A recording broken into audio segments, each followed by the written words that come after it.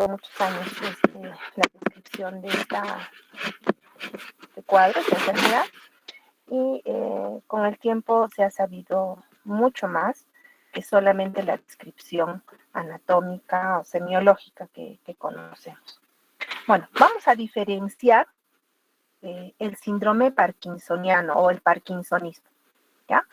Ojo, este síndrome parkinsoniano no es privativo, no es exclusivo de la enfermedad de Parkinson. Existen muchas enfermedades que van a presentar este síndrome y no necesariamente significan enfermedad de Parkinson. Lo que sí significa es que el ser diagnosticado, sobre todo en adultos mayores, de un síndrome parkinsoniano generalmente significa una enfermedad neurodegenerativa, reitero, neurodegeneración significa un trastorno en el procesamiento o el metabolismo de las proteínas, en este caso de las neuronas, ¿no? Entonces, procesos que son bastante complejos, que en los últimos años se ha dado especialmente a las vías que asocian los ganglios basales, la vía extrapiramidal, ¿no? En general. ¿Ya? Entonces, el parkinsonismo agudo también puede verse en jóvenes en alguna intoxicación, algún efecto colateral de algunas drogas también, ¿ya? En general, nos interesa sobre todo el síndrome parkinsoniano en el adulto mayor porque están aquí el grupo de pacientes más importantes. Y este síndrome tiene esto es por conveniencia, ¿no? De la Sociedad de Movimientos Involuntarios, de la Asociación de Neurólogos que conforma esta sociedad. Y estos 6 síntomas son los más frecuentes. Ojo, pueden o no estar presentes al mismo tiempo, pueden o no tener mayor o menor presentación alguno, y la presencia de al menos 2 de estos síntomas, estos tenemos que recordarlos. Por favor, aquí sí les voy a pedir que prestemos un poquito de atención. Esto les va a ayudar cuando vean a un paciente para que ustedes digan, sospecho que es un síndrome parkinsoniano, sospecho que es una enfermedad de Parkinson, y referirlo al médico, ¿no? Referirlo al especialista.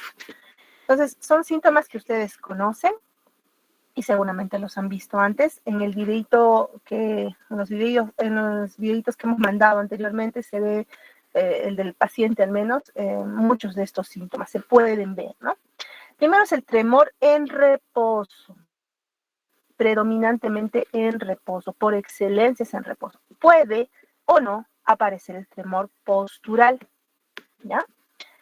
Yo diría, el síntoma más importante es en realidad, el número 2, la bradicinesia. Tanto así, doctores, que muchos pacientes con enfermedad de Parkinson, si bien el tremor es lo más saltante, en realidad es la bradicinesia el síntoma más frecuente. Entonces, cuando nosotros vemos en la consulta a pacientes con Parkinson, el tremor le llama la atención a todo el mundo, pero es la bradicinesia lo que necesitamos investigar. A ver, este señor camina lento, ha tenido movimientos muy lentos al moverse, al caminar, al hacer sus actividades en los últimos 6, 8 años, ¿no? Y eso tenemos que preguntarlo, ¿ya? Y bueno, también se puede observar, ¿no? La lentitud en los movimientos. La rigidez. Diferéncienlo bien de la espasticidad. La espasticidad es característico del síndrome piramidal. La rigidez, ¿no? Resistencia en todo el trayecto del movimiento. La postura en flexión, ¿no? Postura en flexión. Miren, incrementa la cifosis, flexión de miembros superiores, miembros inferiores, ¿no? La pérdida de los reflejos posturales. Intentamos que el paciente, y creo que en el primer video que mandamos por los mensajes, ustedes van a ver que el médico evalúa la respuesta del paciente cuando lo empuja, ¿no? Lo empujamos un poquito hacia adelante, hacia otras y esperamos que haga un reflejo, que estos pacientes los pierden, ¿no? Pierden esos reflejos. Y el freezing, o bloqueo de la marcha, ¿no?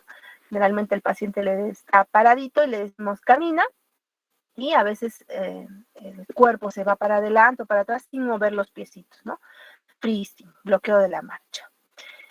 Estos síntomas van a constituir en asociación el síndrome parkinsoniano, ¿ya? Tenemos un síndrome parkinsoniano cuando al menos tenemos dos de estos últimos cuatro, ¿no? Rigidez, postura en flexión, pérdida de reflejos posturales, ¿no? Freezing. Es probable cuando están en forma aislada el 1 o el 2. Y es definitivo cuando tenemos estos dos. Vamos a dar una miradita acá. Bueno, estos son las posibilidades cuando diagnosticamos un parkinsonismo, ¿no? De lejos, diagnosticar un parkinsonismo, la enfermedad de Parkinson es muy probable, ¿no? La primera posibilidad. Y luego están, en realidad, una serie de enfermedades que pueden tener esta característica clínica y que no necesariamente van a ser enfermedad de Parkinson, son muy, muy frecuentes, ¿no? La degeneración corticobasal, la parálisis supranuclear progresiva, la atrofia multisistémica, la atrofia olivopontocerebelosa y, bueno, otras más. Pero lo que quiero que recuerden es que es esto, ¿no? Que la enfermedad de Parkinson es va a ser la forma de presentación del parkinsonismo con mayor frecuencia, ¿no? Miren otro. En el VIH sí lo vemos también con mucha frecuencia. En la enfermedad de Creutzfeldt-Jakob, esta es una enfermedad por priones, ¿no? La enfermedad por cuerpos de Lewy, que asocia muy tempranamente demencia al síndrome parkinsoniano. El parkinsonismo inducido por drogas, antiguamente en los centros psiquiátricos, el uso de antipsicóticos clásicos, pues producía muy tempranamente una respuesta con un síndrome parkinsoniano típico, ¿no? En los pacientes, que ya con el uso de los nuevos antipsicóticos ahora pues ha disminuido bastante. La encefalitis letárgica, si les interesa ver una película muy interesante al respecto, se llama Despertares, no sé si la he visto, es con Robin Williams, es muy buena. Aquí está mal escrito: toxicidad inducida por varias sustancias, dentro de las que destacan para nosotros el mercurio, por si acaso, algunas veces por intoxicación por CO2 y otros tóxicos que pueden haber, ¿no? En síndromes paraneoplásicos igualmente, en las enfermedades por acumulación de hierro, dentro de ellas la enfermedad de Haller-Bonn-Spaz, y algunas etiologías genéticas muy muy definidas, ¿no? Hay el Parkinson de origen de inicio temprano, es un Parkinson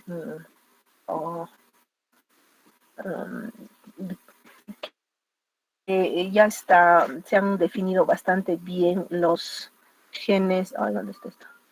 Los genes Parkin 1, Parkin 2, ¿no? Que se asocian a este tipo de cuadro. A ver, vamos a mirar para no aburrirnos un video. Esténse atentos, por favor. ¿Dónde está? Acá. A ver, vamos a mirarlo. Esténse atentos y yo voy a pedirles que lo describan, ¿ya? ¿Se ve el video?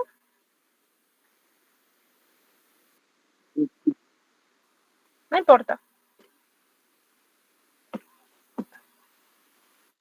¿Otra vez?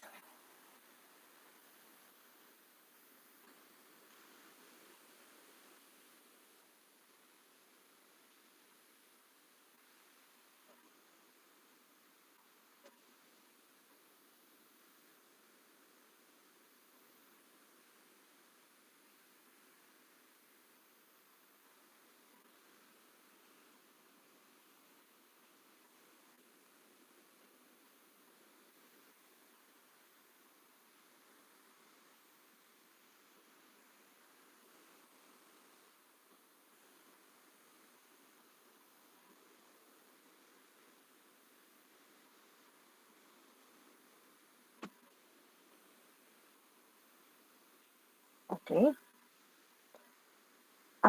¿Algún voluntario que quiera comentar lo que hemos visto? Yulisa, cuéntame.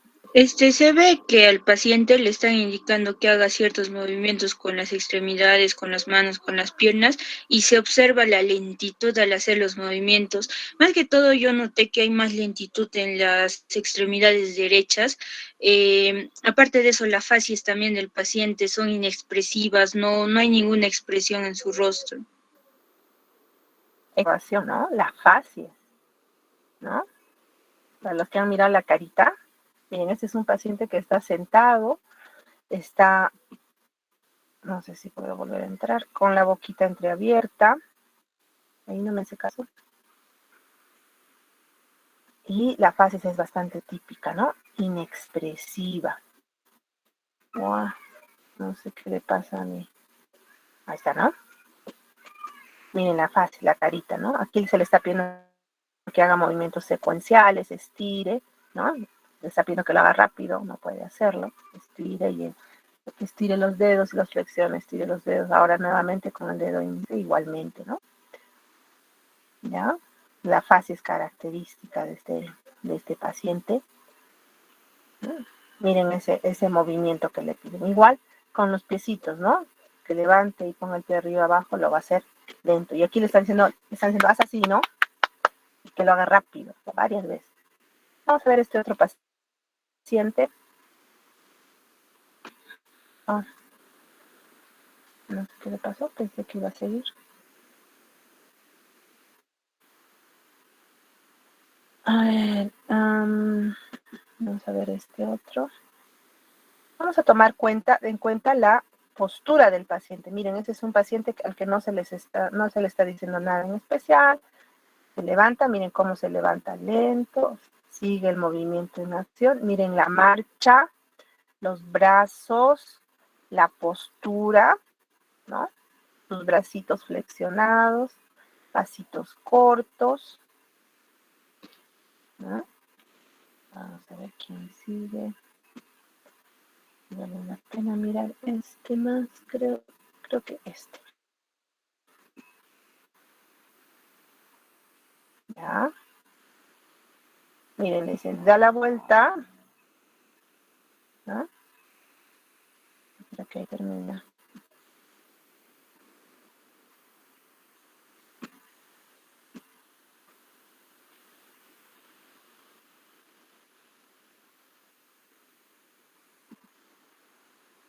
Este es el mismo. Ajá. Este es el freezing, miren, ¿no? Ahí le están diciendo camina. Y tiembla los piecitos, es una marcha, la marcha festinante que le dicen, ¿no? Date la vuelta. ¿Sí? Para iniciar la marcha, ahí está, va a tambalear un poquito ya, ahí recién corrige, ¿no? Recién corrige. Justamente por eso es que los pacientitos se caen mucho. Hemos dicho el freezing, entonces, el tremor, la bradicinesia en estos pacientes. Y resulta que, pues, esta es una enfermedad muy, muy frecuente, de la que hemos ido aprendiendo en el tiempo. Ahora se conoce mucho más de la época en que fueron descritos los cuerpos de Lewy, vamos a ver ahora, ¿no? Y esta enfermedad se va a traducir en un defecto de las neuronas para poder activar las vías especialmente dopaminérgicas. ¿Sí? Bueno, es el más común de los síndromes parkinsonianos que responden a la levodopa, a la dopamina, y la lesión característica son los cuerpos de Lewy, ¿ya? Que vamos a ver en una foto más luego cómo se tiñen estos cuerpos de Lewy, cómo se puede confirmar un diagnóstico. Nunca, obviamente, en la historia se va a pedir una biopsia para confirmar esta enfermedad. Esta enfermedad, ojo, se diagnostica netamente con la clínica, con la valoración clínica. No tenemos un biomarcador que pueda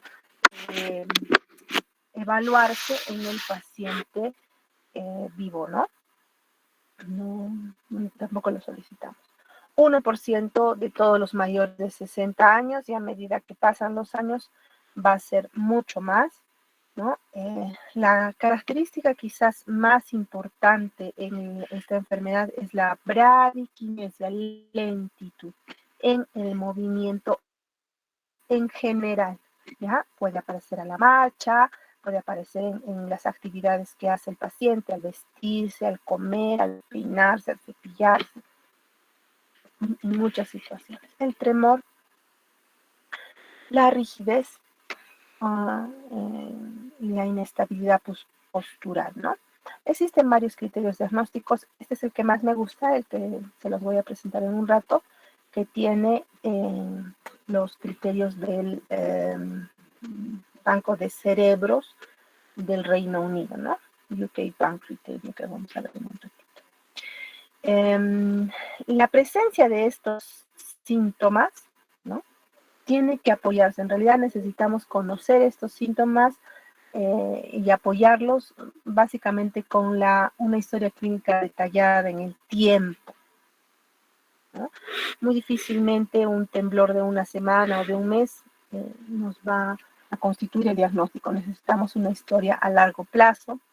La presencia de estos síntomas por excelencia suele ser de inicio unilateral y en la evolución de la enfermedad se hace bilateral. Una característica también interesante es que cuando nosotros iniciamos el tratamiento en estadios iniciales de la enfermedad, la respuesta a la dopamina, a la levodopa, es fabulosa, ¿no? Tanto así que muchos pacientes dicen, me ha curado, ¿no? Y no es así, ¿no? Responden muy bien al inicio de la enfermedad. Lamentablemente, en la evolución de la enfermedad, muy característico es la presencia de disquinesia, es decir, inicialmente cuando se empezó el tratamiento con dopamina, con levodopa, el paciente mejora los síntomas, ya no hay rigidez, ya no hay lentitud, no hay tremor, pero pasa un tiempo, generalmente 5 años para la mayoría de parkinsonismos, y en especial para la enfermedad de Parkinson, pasa unos años y aparecen otros movimientos involuntarios, aparecen disquinesia, se llama. Pueden aparecer, ya hemos visto, creo que alguna foto o algún video anteriormente, en la clase anterior, de cómo es las disquinesias, ¿no? Movimientos en la cara, en los brazos, ¿no? Y otra cosa que es importante para el diagnóstico es la evolución, ¿no? Estos síntomas que se presenten y que no deterioren, no evolucionen en el tiempo, nos va a hacer dudar del diagnóstico de enfermedad de Parkinson y nos puede plantear otros diagnósticos. La causa de esta enfermedad no se conoce claramente. Al parecer existen muchos factores quizás precipitantes que puedan llevar a la formación de estos cuerpos de Lewy en algunas zonas del cerebro. Se ha postulado algunos factores ambientales importantes, la exposición a pesticidas en áreas rurales, herbicidas también, las plantas industriales que podrían constituir factores de riesgo, ¿no? Interesante saber que el tabaquismo y el consumo de cafeína tendrían al parecer algún factor protector, ¿no? En el caso de la cafeína en especial, se han descrito algunos factores neuroprotectores y en relación a la acción antioxidante que tiene la cafeína, ¿no? Hay un tóxico que es el EPTP, es el 1-metil-4-fenil, 1,2,3,6-tetrahidropiridina. Utilizado como componente de algunos pesticidas, herbicidas, se han hecho estudios interesantes, aplicado en ratitas, y se ha visto que la evolución es muy parecida a un síndrome de Parkinson en el humano, ¿no? Entonces, esta sustancia ha permitido en el tiempo que se puedan hacer modelos animales de Parkinson, y eso ha permitido el desarrollo de muchas drogas, ¿no? Bueno, hay también algunas hipótesis sobre la falla de, de los mecanismos celulares para manejar el estrés oxidativo, ¿no? La hipótesis oxidativa. Y finalmente, lo que sí se sabe en los últimos años es que esta proteína en especial se llama alfa-sinucleína, ¿no? La alfa-sinucleína, una proteína que normalmente está en el intracelular, pues falla en su metabolismo de degradación, se acumula en el intracelular y termina formando los famosos cuerpos de Lewis, ¿no? Ahora, bueno, podemos señalar entonces algunos factores en especial, genéticos, ambientales, genéticos para algunos tipos de Parkinson de inicio temprano. La edad es un factor interesante, ¿no? Hay pacientes que desarrollan síndrome parkinsoniano, enfermedad de Parkinson, básicamente en relación a la edad. Es probable que muchos de nosotros con los años vamos a empezar a hacer depósitos de esta alfa-sinucleína, sin necesariamente tener un factor genético o como parte de nuestra edad. Con la expectativa de vida que tenemos cada vez mayor, lo que se está encontrando es que en pacientes de mayor edad, pues la presencia de estos cuerpos de Lewy puede hacerse mayor, ¿no? Y asemejarse a una enfermedad de Parkinson clásico. Otro factor de riesgo interesante es TEC, ¿no? El traumatismo cráneoencefálico a repetición, por ejemplo, en los pugilistas. Se ha descrito un síndrome parkinsoniano, ¿no? El parkinsonismo pugilístico. Ustedes saben quién ha sido Mohamed Ali, ¿no? Era un boxeador famoso, pues él fallecido ha tenido esta enfermedad, ¿no? Algunos factores también interesantes que disminuyen el riesgo, además del tabaco y la cafeína, los antiinflamatorios, ¿no? En los pacientes, se ha visto que en pacientes que, por ejemplo, utilizan tratamientos para enfermedades crónicas, colagenopatías, pues el riesgo también es un poquito menor, y el uso de estrógenos igualmente, ¿no? Miren, estos son los genes Parkin reconocidos, ¿no? En realidad cada vez se descubre más, aunque no existe, exceptuando para el Parkinson de inicio temprano, no existe todavía una clara asociación con el Parkinson, la enfermedad de Parkinson clásica y un gen directamente relacionado. Lo que se postula en conclusión es que sería multifactorial el desarrollo de esta enfermedad, al parecer alguna predisposición genética, alguna intervención de factores ambientales y factores endógenos, ¿no? Que van a conducir a varios mecanismos alterados en las neuronas. Dentro de estos mecanismos alterados, la acumulación de algunas proteínas es el que quizás sea el factor más importante. Añadido a esto, trastornos en el estrés oxidativo, trastornos mitocondriales, procesos inflamatorios. Recuerden eso cuando hemos hablado de demencia también. Los procesos inflamatorios crónicos, pues al parecer contribuyen también al desarrollo de estas enfermedades neurodegenerativas, ¿no? Participan quizás más justamente relacionado con esta proteína beta-amiloide, ¿no? Que en general puede aparecer en procesos inflamatorios. Y también trastornos en la cascada que lleva a la muerte celular programada.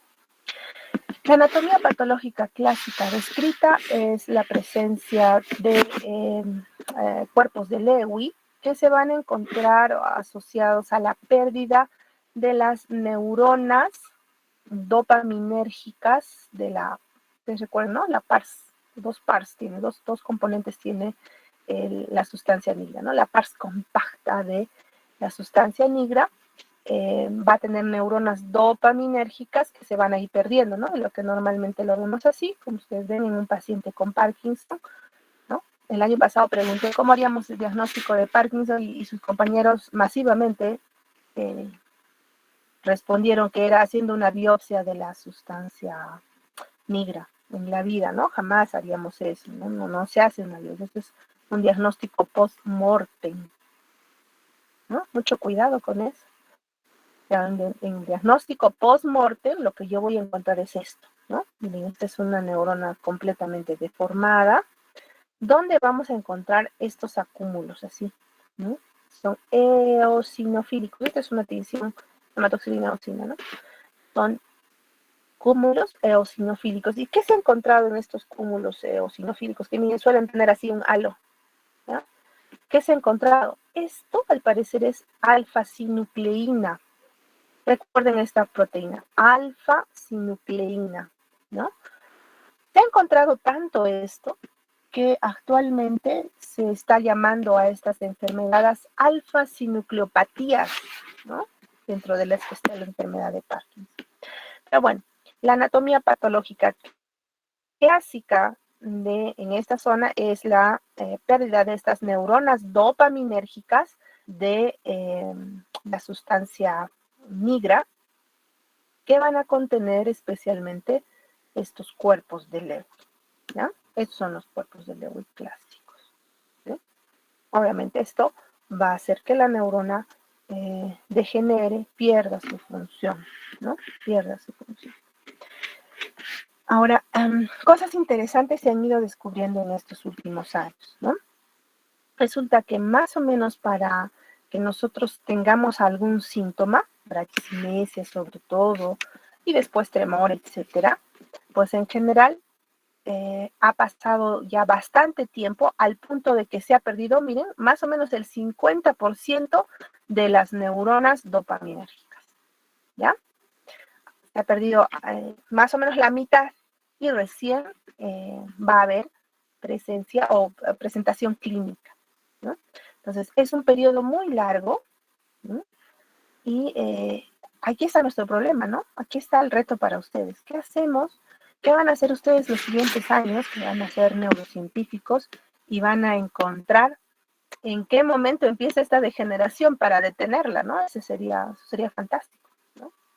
Miren cuánto de tolerancia tiene nuestro sistema nervioso. Se pierde el 50% de las neuronas y recién aparecen los síntomas, ¿no? Ahora, han habido estudios interesantes, esto solo es un comentario por si acaso. Bueno, resulta que en animalitos han implantado estos agregados de alfa-sinucleína, ¿no? Y los ratoncitos han desarrollado la enfermedad de Parkinson. Se comporta entonces como una proteína priónica, esta alfa-sinucleína. Entonces, conocer esto es interesante porque ahí plantearía algunas opciones de tratamiento para eliminar este proceso, ¿no? Este proceso degenerativo. Bueno, todavía ahí estamos en el terreno de la investigación, no tenemos todavía, lamentablemente, un tratamiento médico curativo todavía para esta enfermedad. Se han planteado algunos criterios diagnósticos. Dentro de estos criterios, la Sociedad de Cerebro de Bancos del Reino Unido ha planteado estos 3 pasos, ¿no? Que le vamos a dar una miradita a estos 3 pasos. Sí, les voy a agradecer que conozcamos este primero. Este es el más importante, el primer paso para el diagnóstico. Vamos a repasar. Bradicinesia, ya sabemos qué es. Y al menos uno, miren esto, la importancia que se le da primero a la bradicinesia. Esto no debe faltar en la enfermedad de Parkinson. Y debe aparecer al menos uno de estos 3. Rigidez, tremor e inestabilidad postural. Rigidez, tremor o inestabilidad postural. Al menos uno. Entonces, si yo tengo bradicinesia más rigidez, ya puedo hacer un diagnóstico. Miren, ya sospecho que es probablemente enfermedad de Parkinson. Entonces, no necesariamente necesito el temblor. Miren eso, ¿ya? Y resulta que este diagnóstico de bradicinesia y rigidez es lo más constante en el Parkinson, a diferencia de lo que muchos creen, que si no hay temblor, no hay Parkinson. Y no es así, ¿ya? No es así. Obviamente que estos trastornos no sean causados por problemas visuales, vestibulares, cerebelosos o propiosépticos, ¿ya? El paso 2 es excluir otras causas, ¿no? Este es un diagnóstico de exclusión. Y para esto tenemos que revisar estos criterios, que no sea progresivo. El Parkinson siempre progresa, ¿ya? Se dice más o menos entre 5 y 10 años para confirmar. O sea, no es un diagnóstico que lo vamos a confirmar a la primera evaluación. Que no haya injurias encefálicas por trauma, historia de encefalitis, crisis oculogiras, que el paciente no esté utilizando neurolépticos, sobre todo los neurolépticos clásicos, ¿no? Que haya regresión de síntomas.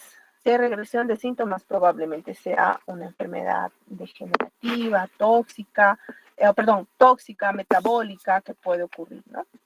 Que sea unilateral estrictamente. En el Parkinson y tiene por excelencia un inicio unilateral, pero generalmente progresa, ¿no? Si es que no ha progresado, pues hay que pensar en otras posibilidades. Hay que descartar también las parálisis supranucleares. Ya habíamos hablado de esto cuando le decimos al paciente que mire arriba, mire abajo. Si hay síntomas cerebelosos, alteración postural. Si bien sí va a existir en el Parkinson, pero no debe ser al inicio de la enfermedad, generalmente ocurre en los años. Demencia generalmente siempre va a ocurrir en la evolución del Parkinson, pero es luego de una evolución de larga data. Si es de inicio precoz, estoy hablando de otro parkinsonismo, que no sea Parkinson, que no sea enfermedad de Parkinson. Alucinaciones igualmente, disautonomía, ¿ya? Disautonomía, hipotensión, taquicardia, bradicardia, trastornos de sudoración, pueden aparecer, pero no en forma temprana. Piramidalismos, Babinski u otros piramidalismos generalmente me hacen dudar del diagnóstico. Y claro, tumor, hidrocefalia. Los criterios de apoyo, que sea unilateral, progresivo, asimetría persistente, ¿no? Empezó en el lado derecho, incluyó el izquierdo, pero el lado derecho siempre va a ser predominante, ¿no?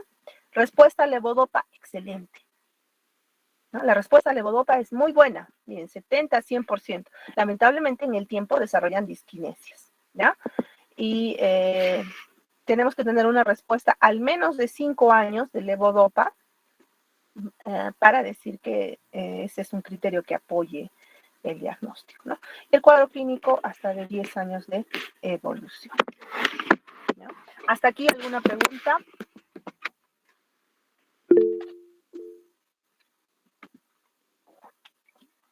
Edgar. Doctora, buenos días. Doctora, tratamiento, bueno, hasta el principio, doctora, es que el tratamiento con L-Dopa es, pero tiene que ser siempre con carbidopa o solamente es levodopa, un solo fármaco. A ver, eso lo vamos a ver en un ratito. Hay varias opciones, te voy adelantando. La idea es que utilicemos o suplementemos dopamina. La carbidopa es un inhibidor de la dopa carboxilasa que está en la periferia, ¿no? La que puede utilizarse más tiempo. Pero lo vamos a ver en un ratito. Ok, vamos a hablar un poquito de la evolución, porque ya no estamos yendo al tratamiento antes de hablar de la evolución de la enfermedad. Pues resulta que, no está aquí mi fotito, resulta que la enfermedad de Parkinson clásicamente se ha creído que empezaba aquí, ¿no? En la sustancia negra, en el mesencéfalo, sí, ahí se ubican las neuronas dopaminérgicas. Pues resulta que no, miren, se han descrito 6 estadios, según Brack, ¿no? 6 estadios de esta enfermedad, 1, 2, 3, 4, 5 y 6. Y en el estadio 1, que es netamente asintomático en el aspecto motor, ¿ya? En el estadio 1 se han encontrado lesiones vulvares, ¿ya? Y en el nervio olfatorio. Qué interesante, miren, lesiones vulvares y primer nervio craneal, el núcleo del nervio olfatorio. Y esto es interesante porque en este estadio, si bien no vamos a tener síntomas motores, en algunos casos lo que se ha visto es hiposmia, y a veces trastornos disautonómicos, ¿no? Justamente por compromiso del medio, de los núcleos del vago, del hipogloso, etcétera, ¿no? Trastornos definitorios a veces. En un estadio segundo, 2, se han encontrado ya lesiones que avanzan, ¿no? Del bulbo hacia la protuberancia. Y finalmente en el estadio 3 aparecen lesiones en los cuerpos de Lewy ya en el mesencéfalo. Hasta este punto se llama la etapa premigrica premotora, porque los síntomas que ya hemos escrito, bradicinesia, rigidez, tremor, inestabilidad, no aparecen hasta este momento, ¿no? Entonces, justamente el reto está en buscar la enfermedad aquí para poder plantear algún tratamiento. Miren, eso en el futuro ojalá ustedes puedan responder a este interrogante, ¿no? En los años que vienen deberíamos hacer un diagnóstico más temprano para detener la evolución de la enfermedad y como no hacer regresión sería eso maravilloso, pero no estamos en ese punto. Lamentablemente nuestro diagnóstico sigue siendo eminentemente clínico porque es la presentación motora, ¿no? La etapa sintomática motora es la que incluyen los criterios diagnósticos que hemos revisado hace un rato. Y en esta etapa ya estamos hablando de depósitos de cuerpos de Lewy en otras áreas ya supratentoriales. Miren acá, la primera fase es netamente infratentorial y la siguiente etapa, ¿no? Los siguientes estadios son de lesiones supratentoriales. Inicialmente trastornos o depósitos de estos cuerpos de Lewy en corteza límbica, luego en áreas de asociación y finalmente en la etapa más avanzada de la enfermedad en el lóbulo frontal.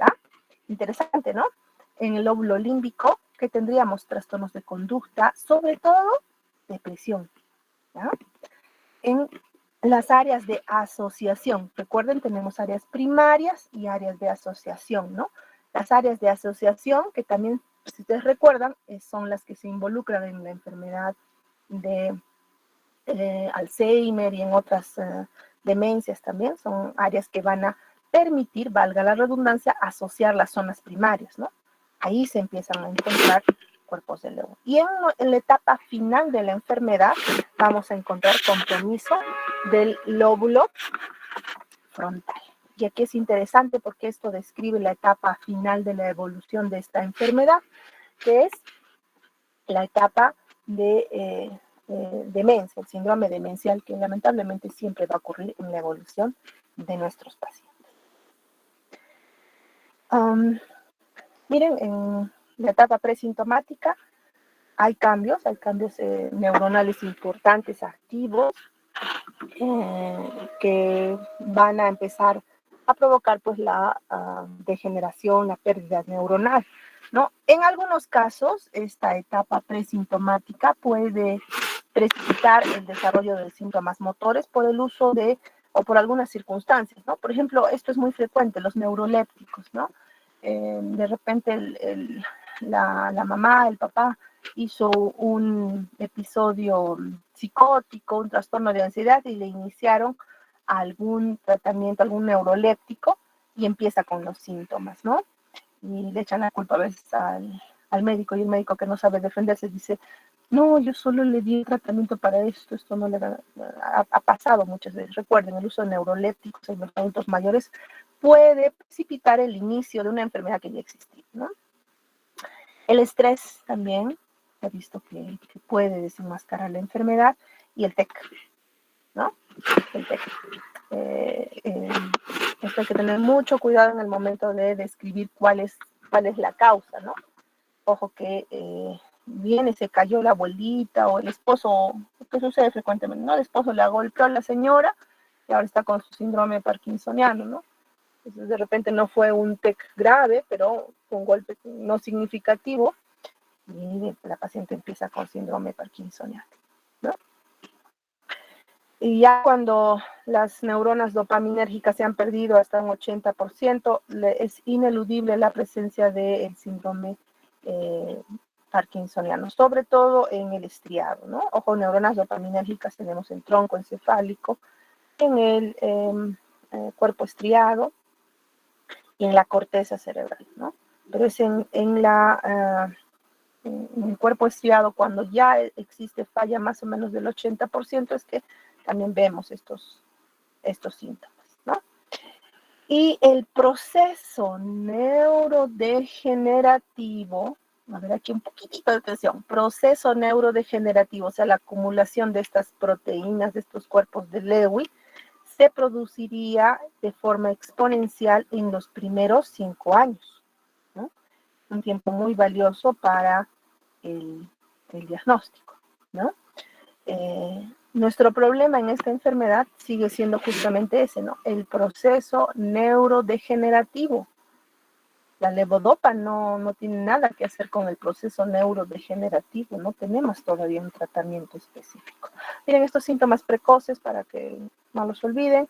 Trastornos olfatorios, dice que es más o menos hasta el 90%. El problema es que nadie viene a la consulta por hiposmia, ¿no? Muy difícil. Y tampoco no solemos evaluar la olfacción en el adulto mayor, ¿no? Muy difícilmente va a estar en los screens. Trastornos sensitivos, disautonomías, trastornos del sueño, ¿no? El síndrome de piernas inquietas, en algún tiempo incluso salieron estudios que asociaban mucho a la enfermedad de Parkinson, pero sí puede presentarse, ¿no? Trastornos del estado de ánimo, depresión y, bueno, alteraciones cognitivas con fluctuaciones, ¿no? En esta etapa, la levodopa no tiene ningún uso, ¿no? No hay respuesta a levodopa. En forma ya tardía, alteraciones del lenguaje, trastornos de la deglución o trastornos vulvares, ¿no? Los síntomas vulvares que pueden presentarse. En resumen, la enfermedad de Parkinson va a tener ciertamente síntomas motores, que ya ustedes los conocen, el síndrome parkinsoniano, la asociación de los síntomas que forman el síndrome parkinsoniano, y síntomas no motores, que son una lista bastante amplia, miren, trastornos del humor, trastornos cognitivos, conductuales, autonómicos, trastornos del sueño, trastornos de la marcha, la olfacción. ¿Cómo me acuerdo de todo esto cuando evalúo a un paciente? Tengo que recordar, entonces, cómo es la evolución de la enfermedad. Y para esto, no sé por qué se me fue el dibujo otra vez, para esto es importante recordar cómo evoluciona la enfermedad. Primero lesiones vulvares, luego protuberanciales, mesencefálicas, límbicas, áreas de asociación y lóbulo frontal. Ahora sí vamos a lo que nos preguntaba el doctor. El tratamiento, lamentablemente, hasta el momento es netamente sintomático, ¿no? ¿Qué quiere decir? Que vamos a manejar estos problemas de bradicinesia, tremor, rigidez, trastorno de la marcha. Ese es nuestro tratamiento. El tratamiento etiológico, lo mismo que sucede en las células neurodegenerativas, todavía no estamos muy cerca, al parecer, ¿ya? Todavía todo queda en teorías, en postulados que puedan, o hipótesis que se están desarrollando y que podrían en un futuro darnos una solución o al menos intentar detener la enfermedad, ¿ya? Entonces, el manejo sintomático incluye primero los aspectos no motores, ¿no? El manejo de la depresión, psicosis, los trastornos urinarios también. El estreñimiento, la constipación es muy frecuente, los trastornos del sueño, el síndrome demencial, que se manejarán también en forma sintomática. Y el tratamiento no farmacológico, que es muy importante. El Parkinson siempre le va a poner al paciente, ¿qué cosa? Inactivo, ¿no? Poco sociable, no relacionarse con su entorno. Entonces hay que incluir dentro de nuestro manejo justamente eso, ¿no? La terapia física, la terapia visual, ¿no? En cuanto al manejo médico, en estadios tempranos de la enfermedad, básicamente nuestros síntomas deben de enfocarse. Si, por ejemplo, hubiera bradicinesia, la respuesta a levodopa no es muy importante. Puede hacerse terapia física. A medida que ya esta enfermedad progresa, ¿no? El trastorno motor sobre todo progresa, pues sí hay que considerar el uso de terapias, especialmente la suplementación de dopamina, ¿no? Dependiendo de lo que se vaya a decidir. La idea es utilizar la dopamina en un tiempo, en una dosis y un tiempo prudente, para evitar que aparezcan las complicaciones clásicas que suelen ocurrir por el uso de dopamina. Dentro de estas están, por ejemplo, una respuesta que se llama wearing off, ¿no? Que va a significar que el paciente toma su dopamina 6 de la mañana y 10 de la mañana, así, on-off se llama, ¿no? Deja de actuar la dopamina, ¿no? Entonces cada vez requiere más dosis, acortar los tiempos, ¿no? Por eso es que no existe una dosis estandarizada. Como en otras enfermedades, no hay una dosis estandarizada. La dosis se tiene que regular, titular, de acuerdo a la respuesta del paciente, ¿no? En etapas avanzadas de la enfermedad, las drogas que vamos a incluir no necesariamente incluyen suplementos de levodopa, porque la idea es disminuir los efectos colaterales al mínimo y tratar las otras complicaciones, sobre todo el síndrome demencial que va a ocurrir. La droga con mayor eficacia desde ya hace más de 4 décadas, no hay una droga que haya superado la eficacia en costos, en disponibilidad tampoco, esta, ¿no? La asociación levodopa-carbidopa. Hay otras asociaciones, sí, levodopa-benseracida, etcétera, otras asociaciones, pero la asociación que está incluso en nuestro sistema nacional de salud es la levodopa-carbidopa. En todo el mundo se sigue utilizando. La droga con mayor eficacia antiparkinsoniana, porque la carbidopa mejora la disponibilidad de la L-dopa, haciendo que no se metabolice en la periferia o disminuya su metabolismo en la periferia, ¿no? Los efectos adversos son los menores, ¿no? Nuestro problema está en la dosificación, ¿no? Es muy probable que en el tiempo nosotros empezamos con dosis bajitas, a veces un cuarto de tableta, ¿no? Y vamos incrementando de acuerdo a la respuesta del paciente. Normalmente en los primeros años tenemos pacientes que utilizando la levodopa pues están así 5 años, a veces un poquito más, y están con una dosis constante, y de un momento a otro, justamente por la pérdida progresiva de las neuronas dopaminérgicas, la disminución de los receptores dopaminérgicos, necesitamos incrementar las dosis, ¿no? Y con el incremento de dosis pueden aparecer complicaciones también. Reitero, las disquinesias, ¿no? Las disquinesias, de las que hemos hablado en las clases anteriores. Hay que tener en cuenta los otros efectos colaterales, que no suelen ser tampoco graves, la hipotensión ortostática que puede ocurrir, las alucinaciones. Hay algunas series de revisión bastante interesantes que hablan también de la ludopatía, ¿no? Por uso de levodopa, que ocurre en pacientes ancianitos, ¿no? La ludopatía en el paciente no parkinsoniano no es rara en el adulto mayor, pero en el grupo de parkinsonianos, pues al parecer es mucho mayor, ¿no? Bastante interesante esto. Ahora, existen un grupo de drogas que van a hacer van a tener acción dopaminérgica, agonistas dopaminérgicos, que se recomiendan en estadios iniciales de la enfermedad para ¿Cuál es nuestro objetivo con el uso de agonistas dopaminérgicos? Que lleguemos rápidamente a dosis altas de levodopa, que va a ocurrir definitivamente en el transcurso de la enfermedad, pero con estos agonistas podríamos en estadios tempranos pues disminuir la necesidad de dopamina, ¿ya? Muchas veces esto hay que explicárselo al paciente, hay que planteárselo, porque a veces nosotros hacemos una prueba terapéutica con levodopa, responde bien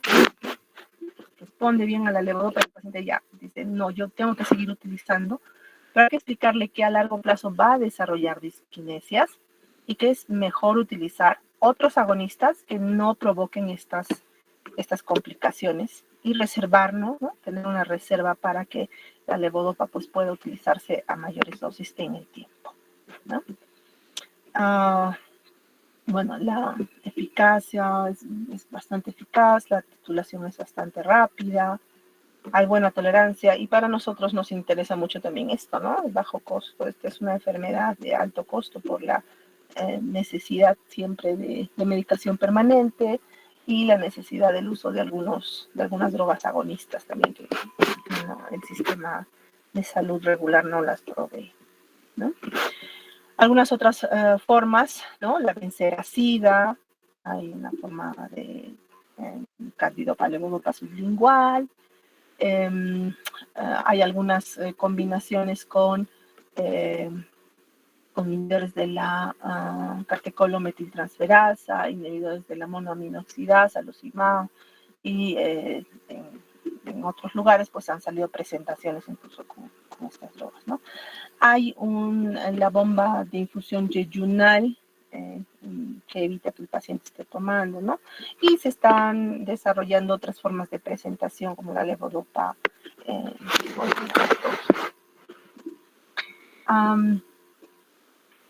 Dentro de las drogas que se han utilizado clásicamente, antiguamente se utilizaba quizás como droga más importante a los anticolinérgicos, ¿no?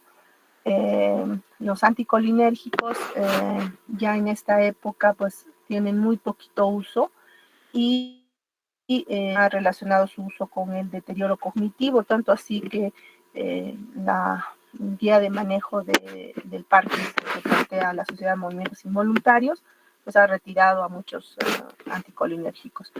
El uso para pacientes con tremor siempre ha sido clásicamente muy importante porque disminuía el tremor, ¿no? El problema es este, ¿no? Que como a largo plazo queremos evitar el deterioro cognitivo, pues se está dejando de utilizar, ¿no? Dentro de eso es la benzotropina, tiexifenidilo, clásicos, ¿no?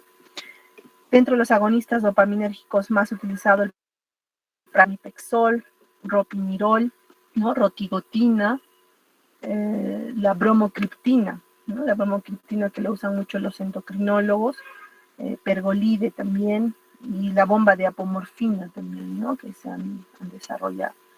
Los inhibidores de la MAO, de monoaminoxidasa, que lo que van a hacer es permitir que la dopamina esté más tiempo, ¿no? Haya mayor disponibilidad. Esto es bastante interesante porque al parecer estos inhibidores de la IMAO tendrían una acción neuroprotectora, ¿no? Ya muchos años que se está utilizando la selegilina y esta nueva droga, la rasagilina, tiene opciones incluso, y esto es recomendación de expertos, ojo, no hay metaanálisis, incluso la rasagilina se está empezando a utilizar cuando se sospecha que el paciente está en estadios iniciales, ¿ya? Igualmente los inhibidores de la catecol o metiltransferasa, ¿no? Entacapone, tolcapone, que ahora hay algunas asociaciones ya disponibles, ¿no? El glutamato, recuerden, siempre el glutamato y el GABA está metido en todo, ¿no? El glutamato también puede acelerar los procesos de toxicidad celular y por eso es que se usan agentes antiglutamatérgicos como la amantadina, que también es un antiviral, recuerden, y puede servir como droga de asociación a la levodopa en estadios avanzados. Les comentaba sobre la neuroprotección, ¿no? Con inhibidores de la MAO. que también se ha visto que podrían tener algún factor. Nuevamente, esto es recomendación de expertos, no existe ningún estudio. La coenzima Q10 igualmente. ¿Cuándo utilizamos agonistas dopaminérgicos? En general, cuando la actividad de la levodopa baja, ya sea que haya disquinesias, ya sea que haya este fenómeno de wearing off, el fenómeno de on-off, deja de haber respuesta. Entonces tenemos opciones de utilizar estas drogas. De preferencia, utilizar el grupo de drogas que van a tener acción netamente dopaminérgica, netamente agonista dopaminérgico. Los anticolinérgicos sí se utilizan, pero tener en cuenta que pueden, si bien disminuye bastante bien el tremor, pueden asociarse a progresión a la demencia, ¿no? La cirugía es una opción que actualmente se viene. Tenemos unos minutitos, Jair, ¿sí? Me falta poquísimo para terminar. Ya, la cirugía actualmente se ha desarrollado mucho, varias formas de tratamiento quirúrgico, cuyo objetivo es mejorar la actividad de descarga, de despolarización de las neuronas dopaminérgicas. No se conoce muy claramente el mecanismo directo dependiendo del área estimulada, pero esta descarga, esta mini descarga que se activaría en estas áreas, pues provocaría que la acción dopaminérgica mejore, ¿no? Entonces, no hay todavía metaanálisis que vayan a confirmar su efectividad, y se ha comparado a largo plazo el uso de la cirugía con el uso de las drogas, y a largo plazo probablemente no exista mucha diferencia en cuanto al pronóstico, pero sí a la calidad de vida, que es mucho mejor. Actualmente la cirugía se está indicando en formas más tempranas, ¿no? Cuanto más temprano se puede iniciar, nuevamente valorando la respuesta que tenga el paciente al tratamiento. ¿Qué se hace? Estimulación del tálamo, anterior sobre todo, del pálido, del núcleo subtalámico. Esto dependerá de la presentación clínica predominante del paciente, ¿no? Si hay mucho temor, si hay más bradicinesia, etc. Lesionectomías también se han planteado, ¿no? Es decir, retirar alguna zona afectada en el tálamo, en el pálido o en el núcleo subtalámico. Y en proceso de estudio también el trasplante neural, ¿no? Este es lo que se hace, es un marcapaso, se coloca en el pecho normalmente con una pila que va a tener, se cambia cada 5 o 10 años dependiendo de dónde sea fabricado, de la marca también, y se coloca con una incisión pequeña que tiene que ser dirigida por imagen, ¿no? Para localizar exactamente el electrodo en el área que se vaya a decidir, ¿no? El tálamo, el núcleo subtalámico, etc. Es bastante interesante, seguramente ustedes en las redes pueden ver algunos videos de pacientes a los que se les ha operado y se empieza a hacer la estimulación, ¿no? Y es bastante bonito ver que el paciente pues cesa con sus síntomas e inmediatamente se modula la descarga, ¿no? Esta descarga tiene que ser titulada para cada paciente, no es igual para todos, ¿no? Entonces, si bien el pronóstico a largo plazo no es diferente, lo que sí incrementa es la calidad de vida, ¿no? Algunos detalles: puede cesar el uso de levodopa cuando la respuesta es muy buena, o puede asociarse al uso de levodopa para disminuir los efectos colaterales, ¿no? Algunas cosas que no mejoran son la marcha, el freezing, los trastornos del equilibrio, nuevamente los trastornos del lenguaje y los trastornos cognitivos, porque no estamos, la estimulación cerebral profunda también es tratamiento sintomático, no estamos eliminando el proceso neurodepresivo. Hasta aquí es lo que quería comentarles sobre enfermedad de Parkinson. Ahora sí, si tuvieran alguna pregunta, con todo gusto. Yulisa, cuéntame. Doctora, tengo dos preguntas. La primera es que estaba leyendo testimonios de personas con Parkinson y mencionaba una de ellas que, por ejemplo, está caminando y sentía que su cuerpo se paraba o no se podía mover. Entonces, ¿eso de ahí es el freezing o es Sí. o es la rigidez? Eso no me quedaba claro. Ya, el freezing creo que lo vimos en un video. Es un paciente que, por ejemplo, está parado y quiere caminar, o está caminando y quiere pararse, ¿no? Y no puede detener esa posición, ¿no? Generalmente ocurre en el primer caso que el paciente está paradito y nosotros le decimos que camine, ahí lo he borrado, creo, no sé, que haga algún movimiento. Entonces se queda por algunos segundos quieto y no puede seguir con el movimiento. Ese es no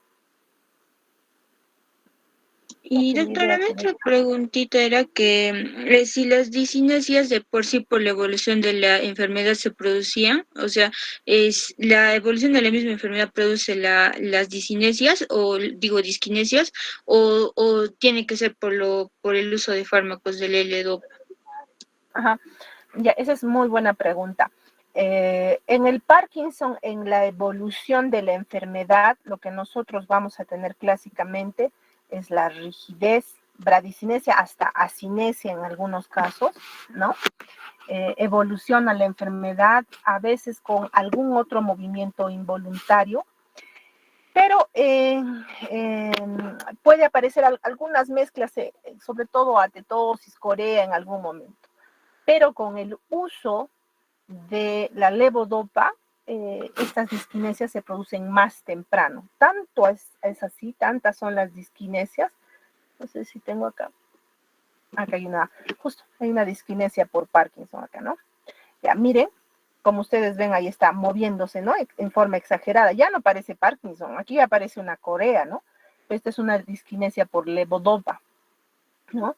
Entonces tenemos movimientos continuos, amplios, desordenados, ¿no? Coreicos, ¿no? En una paciente que está utilizando levodopa en exceso.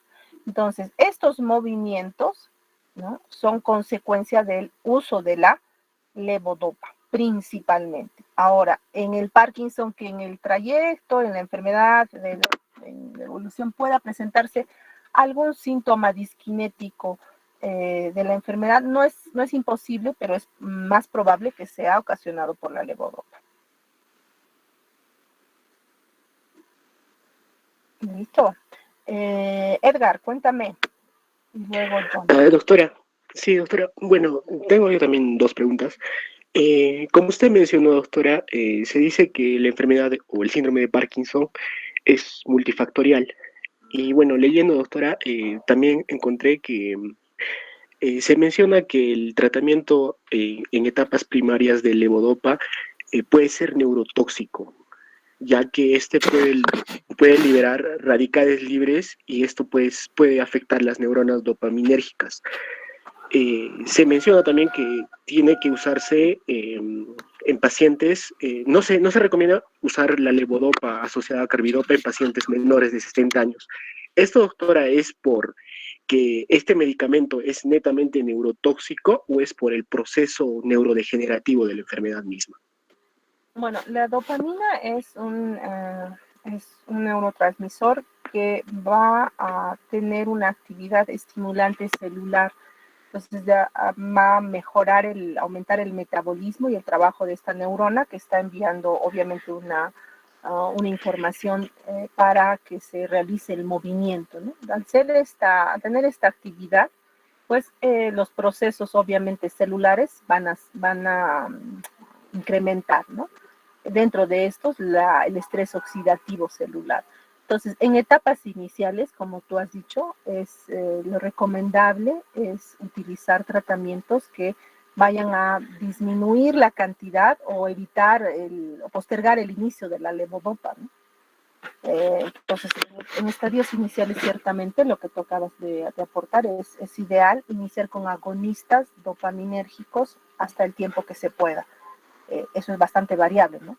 Pueden ser meses o pueden ser años. Si es que se puede postergar el uso de la levodopa, mejor. Doctora, y la otra pregunta que tenía, doctora, era que el tratamiento con el EDOPA tiene amplia relación, doctora, con una reactivación o con un inicio de un melanoma. Te juro que jamás he escuchado eso. No sé si habrá algún reporte, no lo he leído, de repente, pero no lo conozco. No lo conozco, no conozco ese dato. John David. Doctora, buenas tardes. Por el tiempo le puedo preguntar mañana. ¿Le puedo hacer mi pregunta mañana? Ya, claro, no hay problema, listo. Mañana nos Ya, encontramos. doctora. Ok, y vamos a aprovechar que está John tan ansioso para que nos comente 10 minutitos sobre cómo se produce la despolarización neuronal. ¿Está bien, John? Ya, doctora. Normal, Listo. está bien. Gracias. Fisiología de la despolarización neuronal. Hasta mañana, chicos. Cuídense. Mañana empezamos. Gracias, doctora. Capítulo 9. Nada. Gracias, doctora. Cuídense.